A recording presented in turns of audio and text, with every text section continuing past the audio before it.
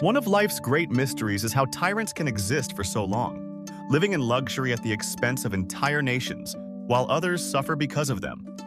Or that person who seems to attract money effortlessly, while someone else who desperately needs it appears to be the opposite side of the magnet, pushing it away. Like, where is this so-called karma hiding? Or how some friends, whom we've known since childhood, seem to excel at almost everything they do, while others walk through life as if a rain cloud of misfortune follows them everywhere. For many people, the answer is simple: luck. Some people have bad luck, others don't. But do we really want to believe that the outcomes of our lives are decided by chance? If I have to choose between believing in something mystical and unknowable, I think I would rather lean toward Joseph Murphy's explanation, the power of the subconscious mind. This sounds like one of those things my dear friend John, the intense one, would say. But before agreeing with him, I decided to look for a slightly more positive explanation. That's how I came across Joseph Murphy and his book, The Power of Your Subconscious Mind. This author believed that beneath your conscious thoughts lies another powerful tool, something a bit like luck, but with far less randomness.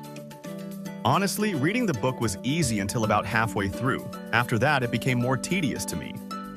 Not because it was complicated, but because it was more about practicing his methods, about learning how to become one of the lucky ones.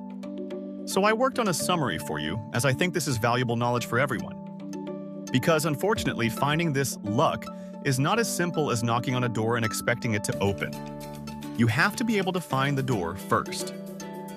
The way I like to explain it is to imagine the subconscious as an enormous field, a place where every idea you plant begins to grow. Murphy called this garden the subconscious mind. Your conscious mind is the gardener. Basically you.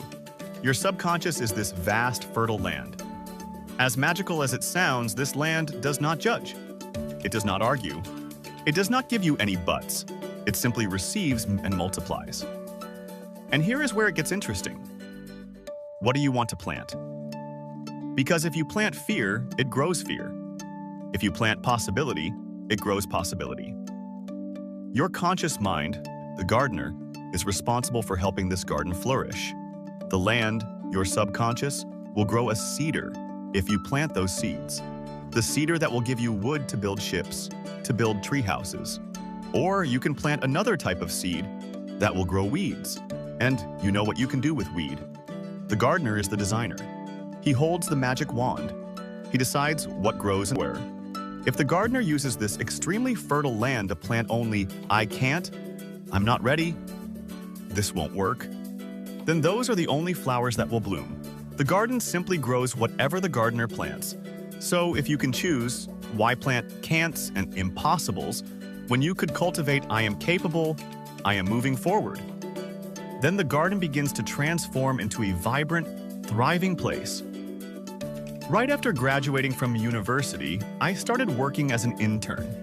The company offered lunch and learns from other companies, and during one of them, I learned about a manufacturing company that worked with massive mechanical machines, and I was fascinated. From that moment on, I wanted to work there. Eventually, I found a job at one of their competitors, but even then, I kept thinking that one day I would work at that specific company. It didn't happen immediately. But after a few years, I applied for a position there, and I got the job within days. I had planted that idea in my garden long before. And like any plant, it took time to bloom. But once you plant something in the garden of your subconscious, you must believe that you will see it grow. This experience reminded me of something Murphy emphasized. Your subconscious does not respond strongly to logic. It responds to emotion, repetition, and imagery. The job I wanted eventually came. Some people would call it luck, that the position opened in the exact city where I lived, at the exact moment I was searching for work. But was it really luck, or was it the quiet work of the gardener within? Murphy explains that your inner mind speaks the language of images, and this is where visualization becomes powerful. There is a simple exercise that has become very popular: vision boards. I challenge you to take one day this month to create one. What do you want for the months ahead? A vision board is not decoration. It is a message to your deeper mind. Remember, Your subconscious doesn't have a door standing open waiting for you. It speaks a different language, and images and emotions are easy for it to understand. What can you put on your board? Images of the life you want. A peaceful home, a healthy body, a meaningful career, places you dream of visiting, words that represent how you want to feel. Every time you look at it, you're not just wishing, you're imprinting. Your subconscious begins to treat those images as familiar, possible, yours. Place it somewhere you will see it every day. This year, I'm trying this exercise using images. I usually do it at the beginning of the year using only words. But this year, my girlfriend made the call, and yes, it may sound tedious, but as my grandmother used to say, it costs nothing to try. At the very least, you'll end up with a nice piece of decoration. Am I saying that tyrants have visual boards in their rooms? Maybe, maybe not. But for sure, they get all the things they asked for. They might be visualizing in a different way. When creating a visual board, you will be using what Murphy suggested, imagination. And according to him, over time your decisions begin to shift subtly. You start noticing opportunities you would have ignored. You feel drawn toward actions aligned with that vision. You quietly become the person in those pictures. But Murphy also warned about something important. The subconscious cannot distinguish between a real danger and a rehearsed one. So when you repeatedly think, I'm going to fail, something bad will happen, I'm not good enough, you are not just worrying, you are planting those ideas in your garden. You are planting seeds. And because the subconscious seeks consistency, it will guide your behavior in ways that make those fears feel real. Not because you deserve it, but because you repeated it over and over, sometimes even imagining the emotions that come with it. So how do you control this? Controlling negative thoughts doesn't mean suppressing emotion. It means refusing to give destructive ideas permanent residence in your mind. It can be as simple as noticing them, becoming aware that your thoughts have drifted toward the negative, and gently changing direction. That's how you replace, I can't do this, with, I am learning how to do this. These small shifts repeated daily become instructions for your subconscious.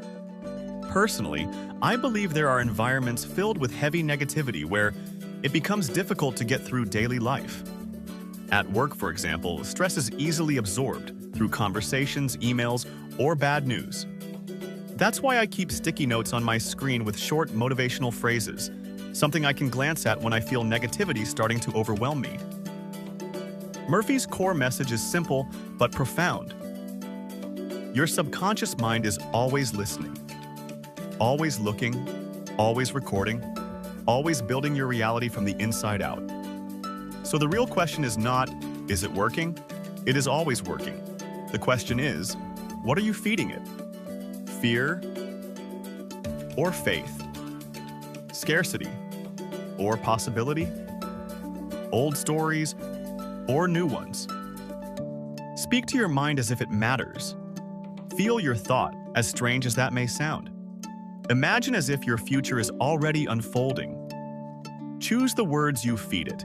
Choose the seeds you plant, because they will become your garden and your future.